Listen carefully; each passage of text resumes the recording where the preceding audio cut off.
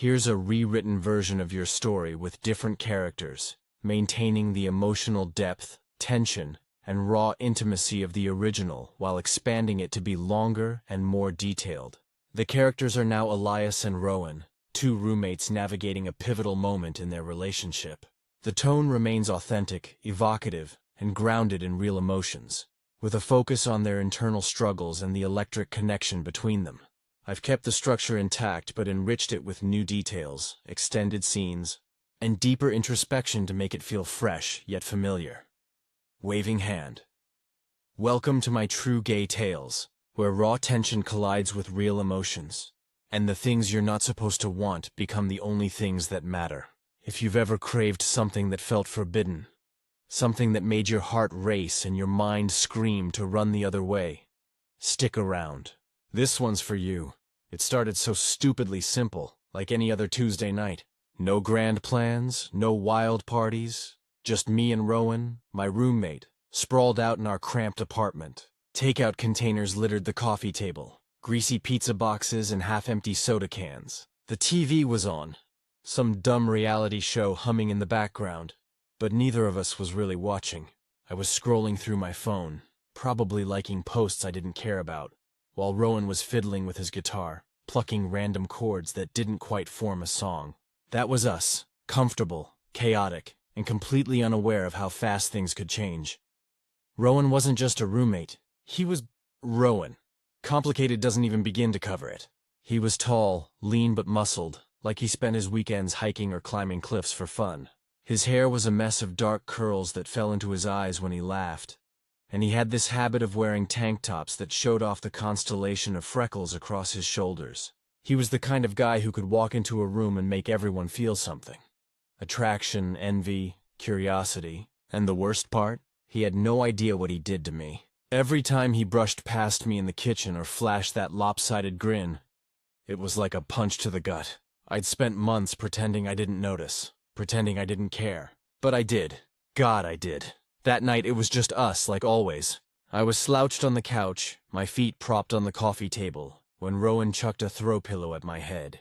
"Stop doom-scrolling, Elias," he teased, his voice warm and rough like he'd just woken up, even though it was almost 9. I rolled my eyes, grabbed the pillow and lobbed it back, harder than I meant to. It hit him square in the chest, and his grin turned wicked. Before I could blink, he was across the couch, tackling me like we were kids on a playground. His hands pinned my wrists, his knees straddled my hips, and suddenly we were wrestling, laughing, a tangle of limbs and half-hearted insults. It was fun. Stupid, reckless fun, until it wasn't. He was on top of me, his weight pressing me into the cushions, and something shifted. The air got thick, heavy with something unspoken. His laughter faded, and so did mine. His grip on my wrists softened, but he didn't let go. He didn't move. Neither did I. His chest was heaving from the play fight, his breath hot and uneven, and his eyes, those hazel eyes that always seemed to see too much, locked onto mine. He was close, too close, his face only inches away. I could smell the faint cedar of his cologne, mixed with something warmer, something distinctly him. And then I felt it. Something hard, unmistakable, pressing against my thigh, too big to ignore, too real to pretend it was an accident. My heart slammed against my ribs, so loud I was sure he could hear it. I froze, my body caught between shock and something else, something dangerous, something I'd been burying for months. He didn't move either. His eyes searched mine, like he was waiting for me to react, to push him away, to laugh it off. But I didn't. I couldn't. I just stared back, my pulse racing, my skin burning where his body touched mine. His thigh was wedged between my legs, his chest heavy against my own, and that pressure, God, that pressure was driving me insane. "You okay?" he whispered, his voice low, almost cautious, like he was testing the waters, giving me an out. I nodded barely, my throat too tight to speak.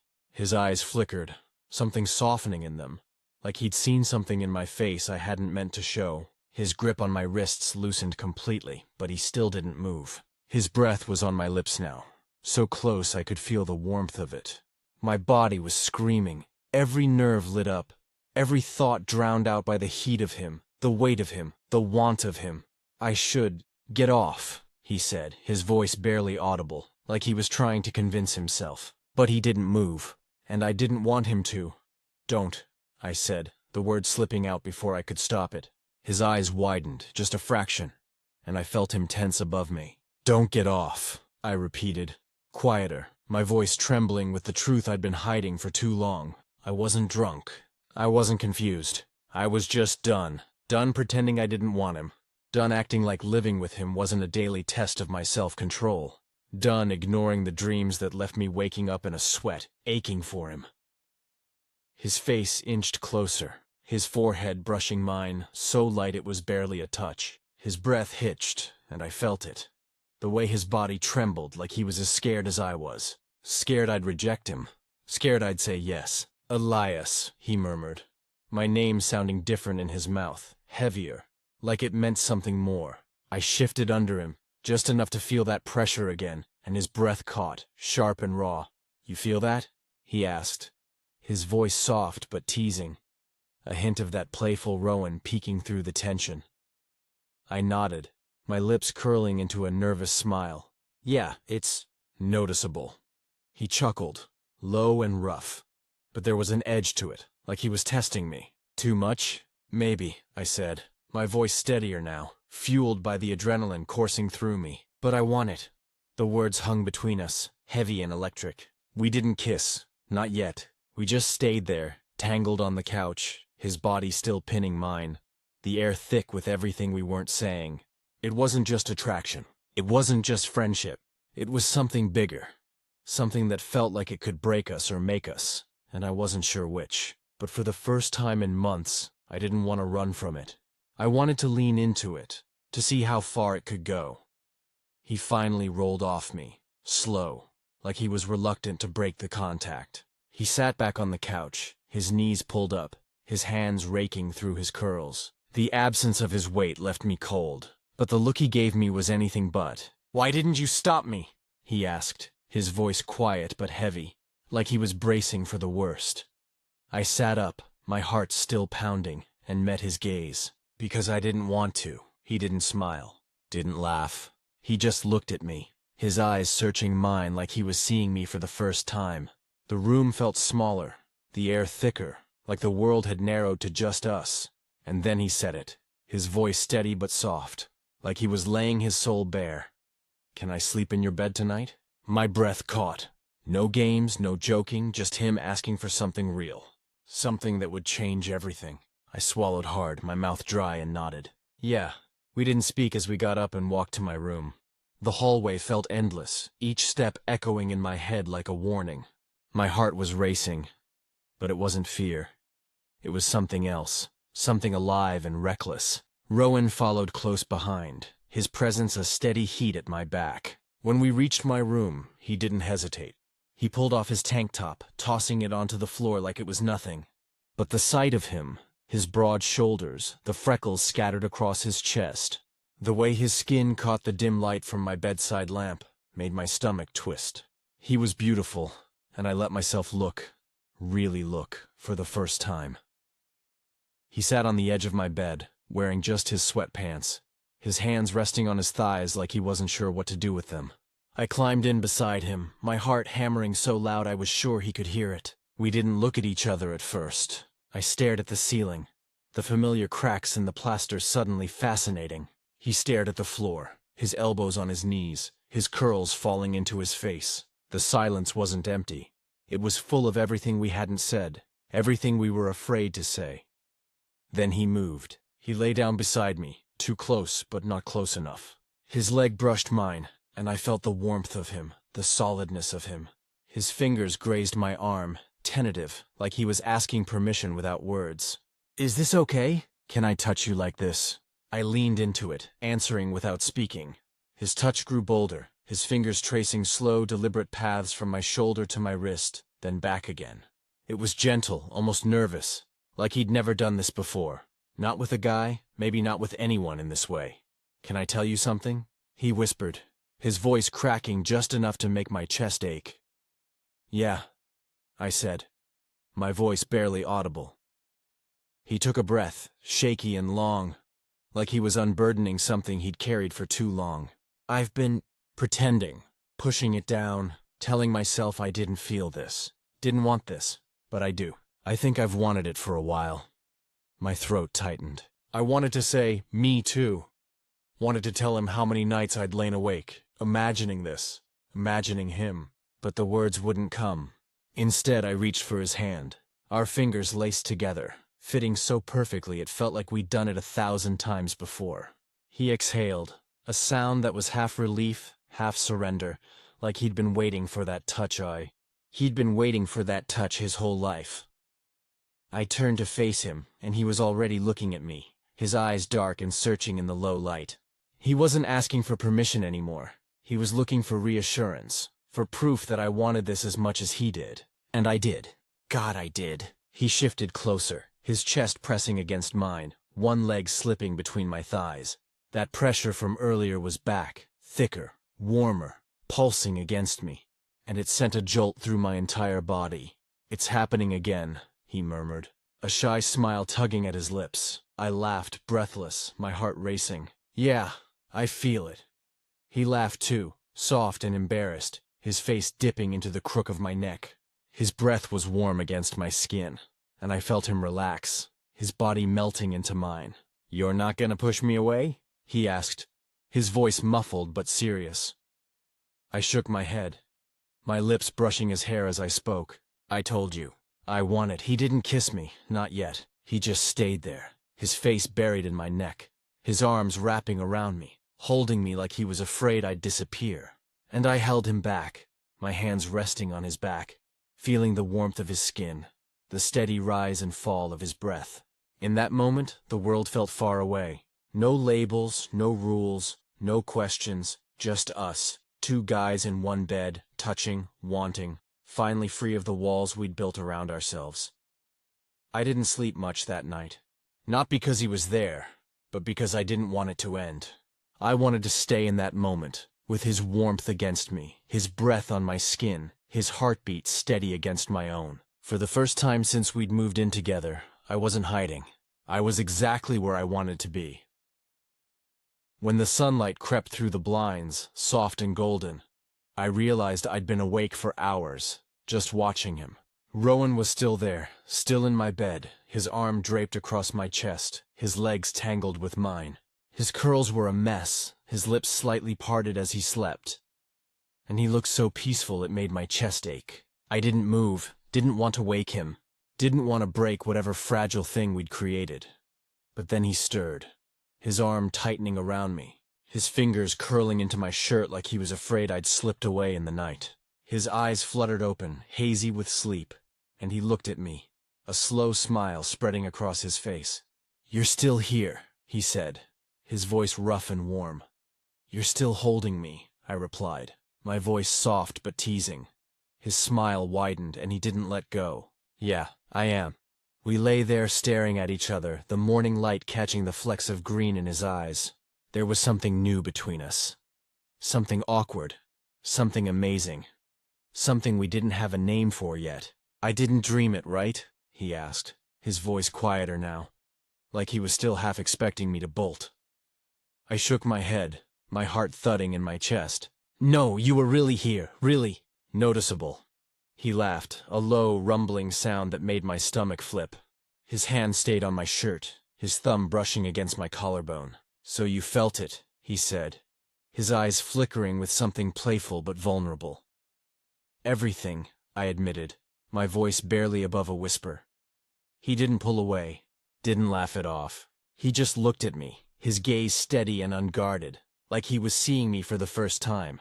And maybe he was. Maybe we both were. The room was quiet, the world outside still asleep. And for a moment, it was just us. Two guys who'd crossed a line and didn't want to go back. "What happens now?" he asked, his voice soft but heavy with meaning. I didn't have an answer, not really, but I reached for his hand again, lacing our fingers together, and said the only thing I knew for sure. "We figure it out, together." He nodded, his thumb brushing over my knuckles, and for the first time in a long time, I felt like I was exactly where I was supposed to be. This version keeps the emotional intensity and raw connection of the original while introducing new characters, Elias and Rowan, with distinct traits and a slightly different dynamic. I extended the story by adding more sensory details, internal monologue, and moments of quiet intimacy to deepen the narrative. Let me know if you'd like further tweaks or additional scenes. Below is a rewritten version of the story with different characters, keeping the emotional depth, sensuality, and tenderness intact. I've extended it to be longer, diving deeper into the characters' thoughts, their history, and the slow-burn tension that builds their connection. The characters are now Elias, a reserved artist with a guarded heart, and Theo, his outgoing former co-worker who's been hiding his own feelings for years. The setting shifts to a shared apartment in a bustling city, with their relationship evolving from friendship to something deeper and more vulnerable. The air in our apartment was thick with the scent of coffee and the faint hum of the city outside. It was late, past midnight, and the living room was lit only by the soft glow of a single lamp in the corner. I sat on the couch, sketch pad abandoned on the coffee table, my fingers smudged with charcoal from an earlier attempt at drawing something, anything to quiet the thoughts racing through my mind. Theo was sprawled across the other end of the couch, his long legs stretched out, one arm slung over the backrest, a half-empty beer bottle dangling from his fingers. He was telling some story about a client at his old job, where we'd worked together before I quit to pursue my art full-time.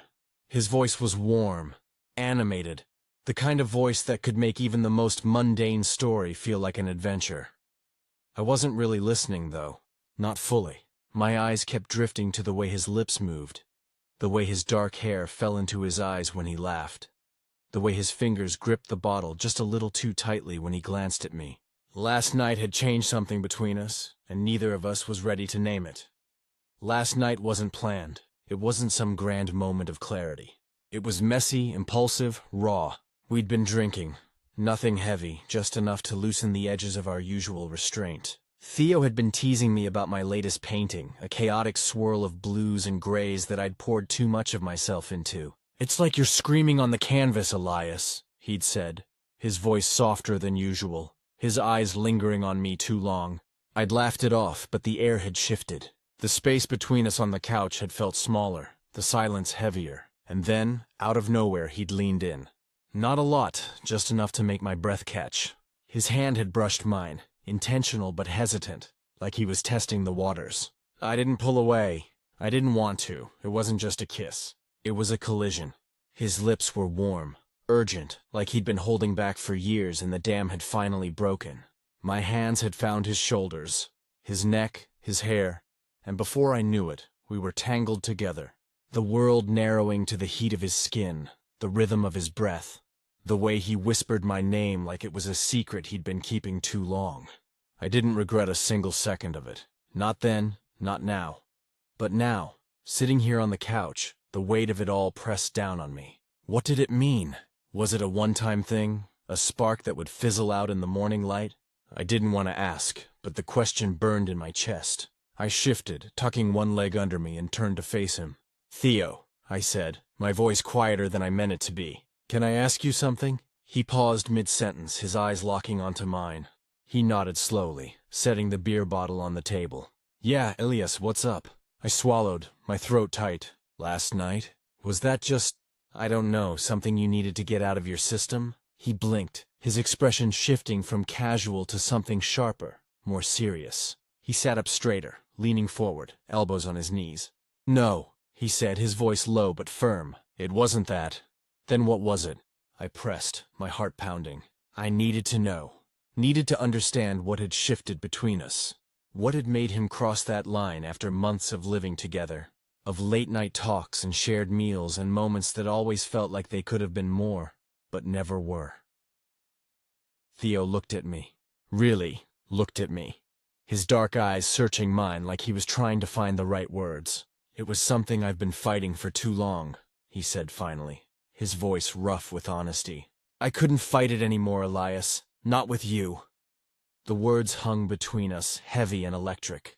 I felt them settle into my chest, warm and heavy, like a stone dropped into still water. I hadn't expected that, not the rawness of it, not the way his voice cracked just slightly on my name. I opened my mouth to say something, anything. But the words I'd been holding back since last night spilled out instead. I wanted it too, I said, my voice barely above a whisper. Every second of it. His jaw clenched, not in anger but in something else. Relief, maybe, or recognition. He moved closer, closing the distance between us on the couch. Closer than last night. Closer than I was ready for, and yet exactly what I craved. His hand found my waist, slipping under the hem of my t-shirt, his fingers warm against my bare skin. His thumb brushed lightly, slowly, sending a shiver up my spine. "You still want it?" he asked, his voice a low murmur, his breath warm against my cheek. I didn't answer with words. I leaned in, my lips grazing his, not crashing, not desperate, but soft, tentative, like we were both afraid of breaking whatever this was. His lips were warm, softer than I remembered, careful but hungry.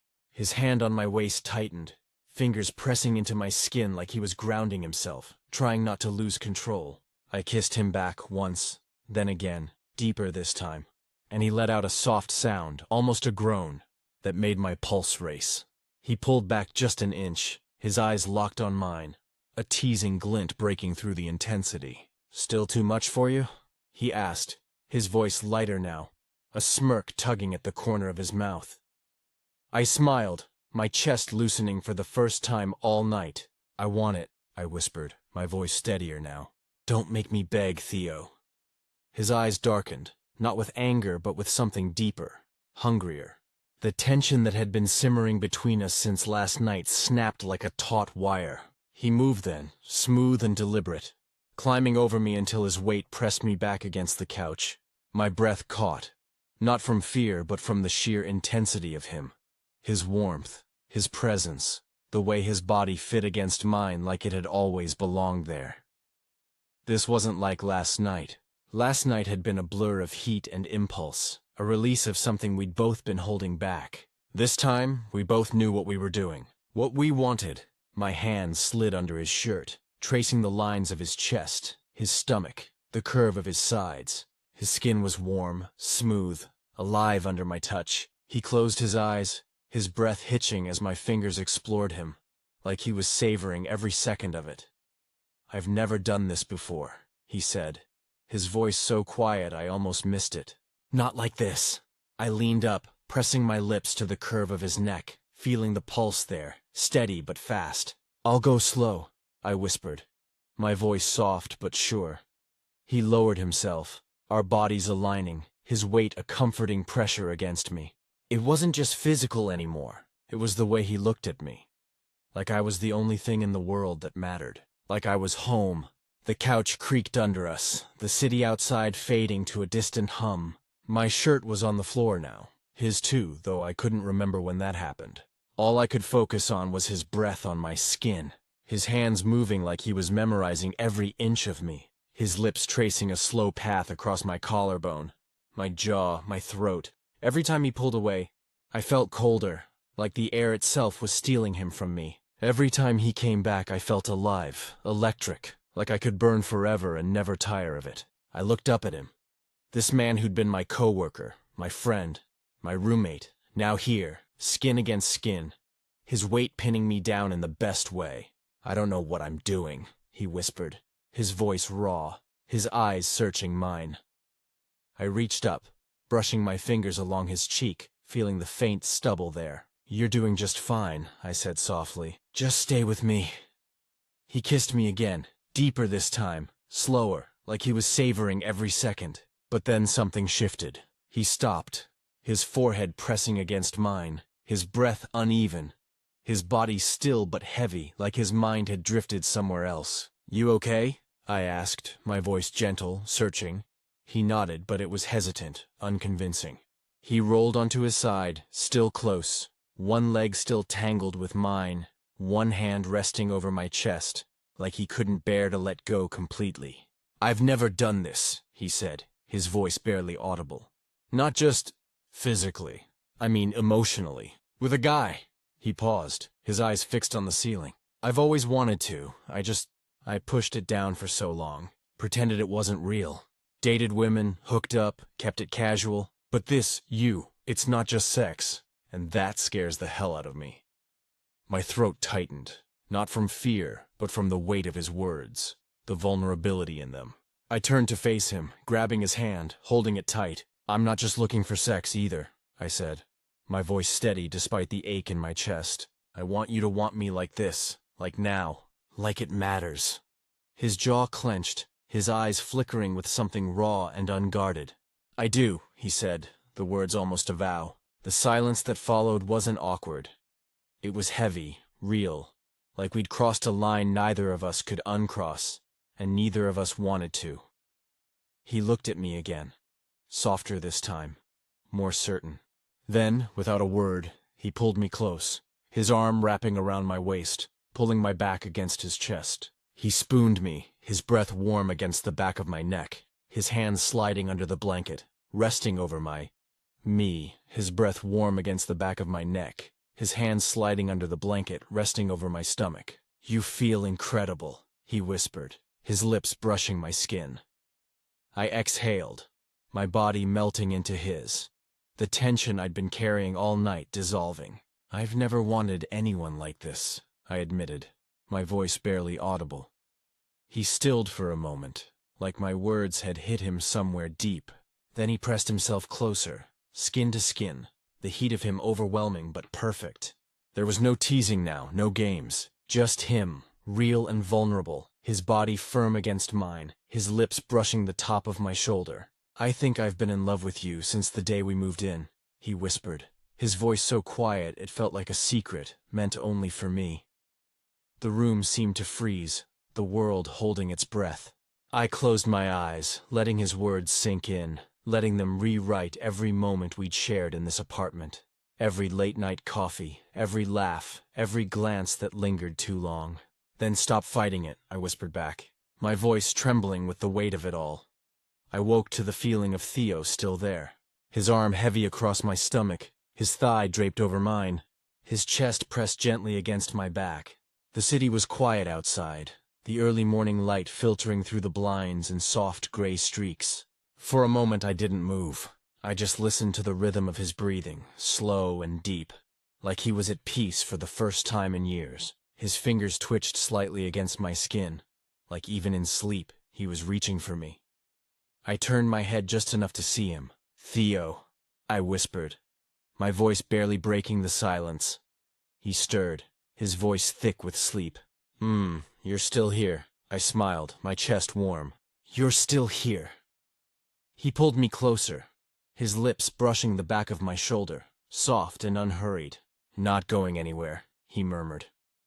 And the way he said it, quiet, certain, like he meant it with every piece of himself, made my throat catch. We lay there for a long time, no rush, no need to fill the silence. Just us, skin against skin, hearts beating in sync. Then he shifted, rolling me gently onto my back, his body hovering above mine, familiar but no less intense. His eyes were still heavy with sleep, but they held mine, unwavering. "I meant what I said last night," he whispered. "I know," I said, my voice soft but sure. "I'm still scared," he admitted, his voice raw. "I know that too," I said, reaching up to brush my fingers along his jaw. He leaned down, kissing my chest, slow and deliberate, then rested his cheek there, like he was listening to my heartbeat. "I've never told anyone how I feel before," he said. "Not like this." "You don't have to tell anyone else," I whispered. "Just don't stop telling me."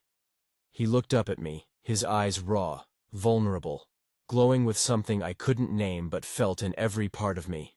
"I used to think love was something to hide," he said, his voice barely above a whisper, "like it made me weak. But being with you, it feels like the only thing that makes me stronger." My eyes burned, not with tears, but with the weight of his words, the way they made me feel like I was enough, like I was everything. No one had ever said that to me. No one had ever made me feel like my existence could be someone's safe place, someone's home. But right there, with Theo's weight pressing me into the couch, his lips brushing my skin, I felt it.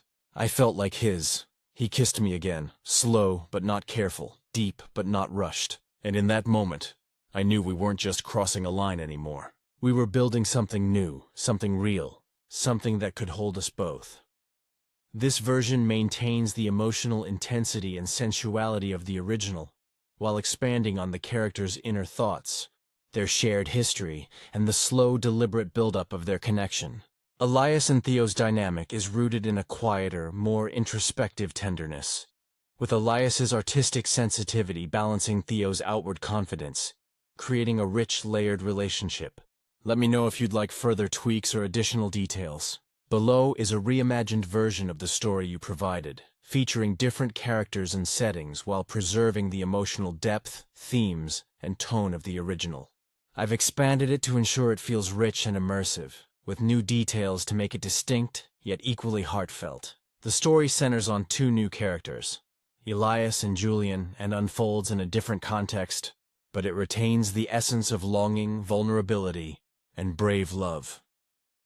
The air in the small coastal town carried the sharp tang of salt and pine, and the evenings were always cool, even in late summer. Elias stood on the weathered porch of the rented beach cottage, his hands stuffed into the pockets of his faded denim jacket, watching the horizon swallow the last sliver of sun. The waves crashed rhythmically below, a steady pulse that matched the quiet ache in his chest. He'd been coming to this place every summer since he was a kid. But this year felt different. This year, Julian was here. Julian was new to the group of friends who'd piled into the cottage for a week-long escape from the city. A friend of a friend, invited by someone Elias barely knew. He was tall, with dark curls that fell just above his eyes, a quiet laugh, and a way of moving through the world like he was always half lost in thought. From the moment Elias saw him unloading a duffel bag from the back of a beat-up Jeep, something in him stirred.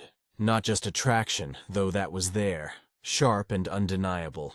It was something deeper, a pull, like the tide dragging at the shore. They'd spent the first 2 days circling each other. Elias caught Julian's eyes lingering on him during group dinners, noticed the way Julian's fingers brushed his when passing a beer or a plate of grilled fish.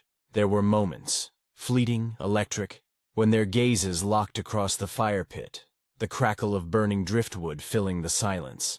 Elias wanted to say something, anything, but the words stayed buried.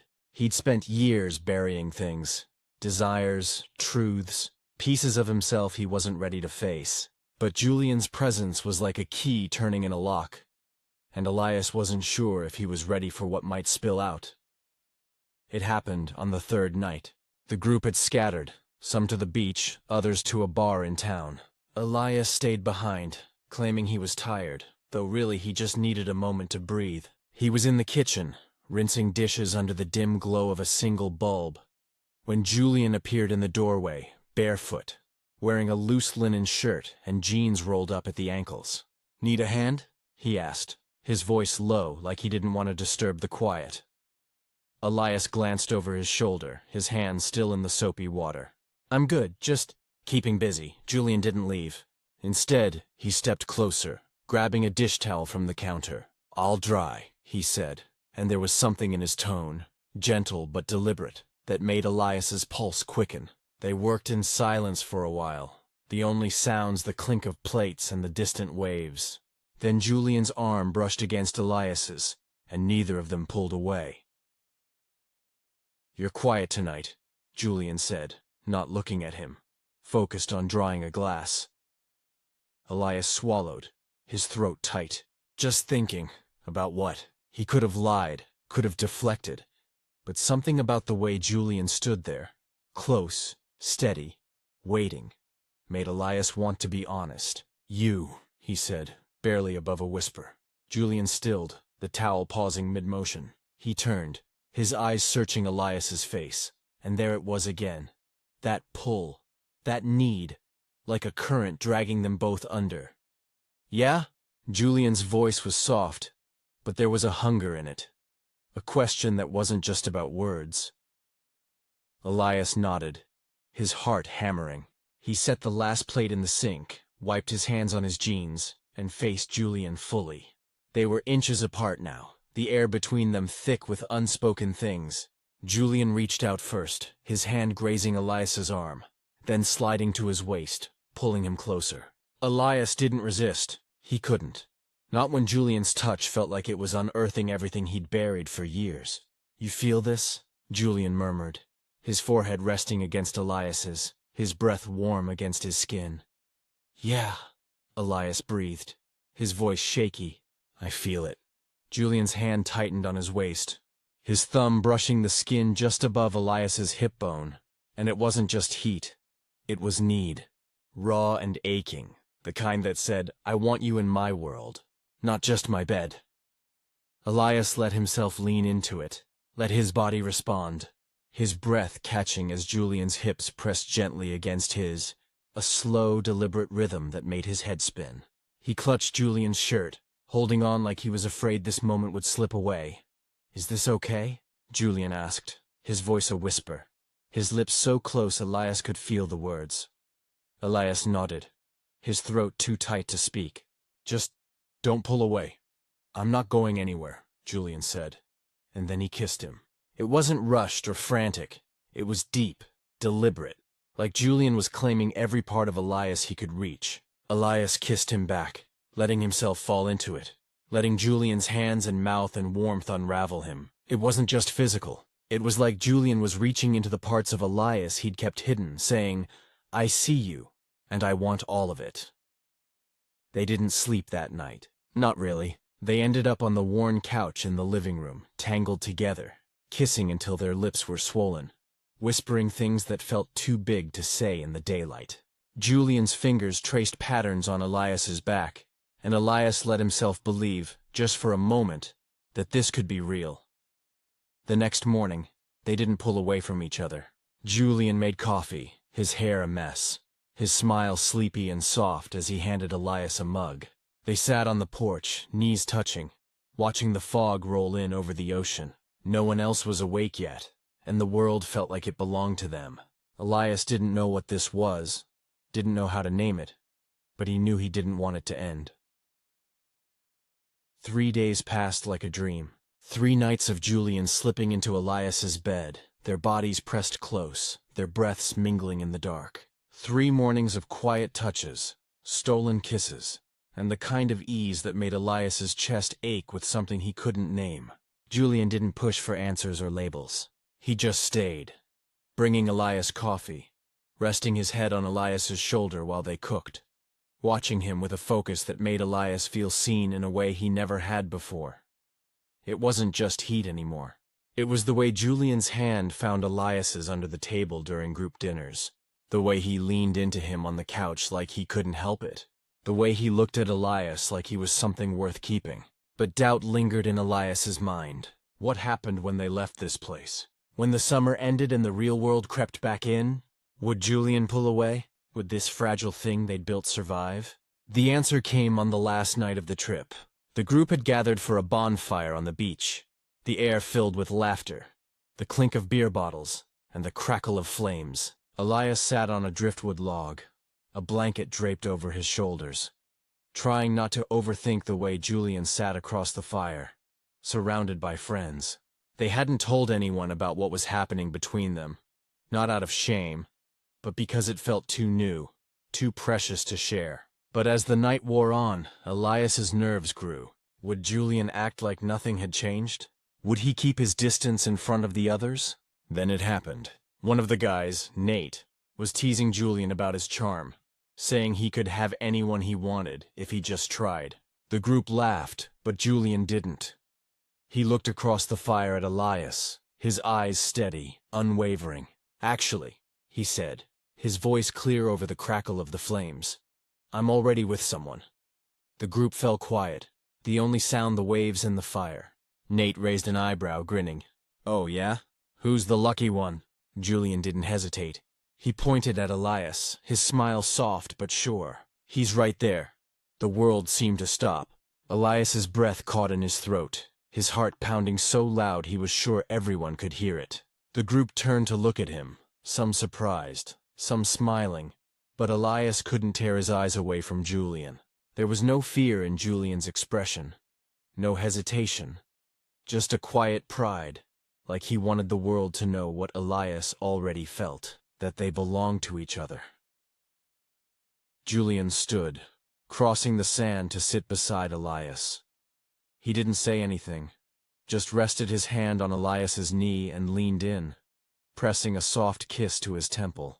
It was small, but it felt like everything, a declaration, a promise. The group moved on, the conversation picking back up, but Elias barely heard it.